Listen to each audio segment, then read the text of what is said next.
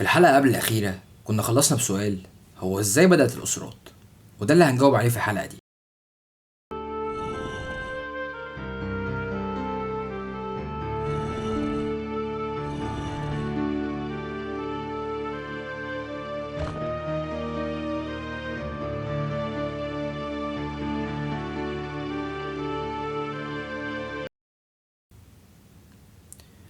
أهلا بيك في بيت الحياة قلب رعنخ. قصة الأسرات دي قصة طويلة، واللي بدأها الملك مينا موحد القطرين، زي ما أولاد سنة 5 ابتدائي بيدرسوها دلوقتي في مادة الدراسات الاجتماعية. طب مين بقى ملك مينا؟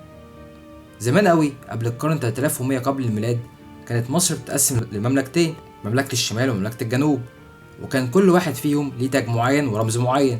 يعني مثلا مملكة الشمال كان لون التاج بتاعها اللون الأحمر، وكان الرمز بتاعها هو زهرة البردي.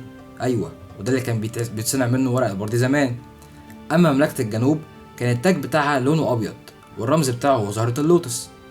المهم، جه الملك مينا من مملكة الجنوب وحدها مع مملكة الشمال. في أقاويل في الموضوع التوحيد ده، يعني مثلا في بعض المؤرخين بيقولوا إن الملك مينا هو ملك مملكة الجنوب وورث مملكة الشمال عن أمه. في أقاويل تانية بتقول إنه أخذ مملكة الشمال بالحرب، ولكن اتفق جميع المؤرخين على إن مينا هو موحد المملكتين وهو ملك الأسرة الأولى. ولكن السؤال هنا، مين اللي قسم الأسرات دي أصلا؟ وده اللي هنعرفه الحلقة اللي جاية. لو استفدت متنساش تفيد غيرك.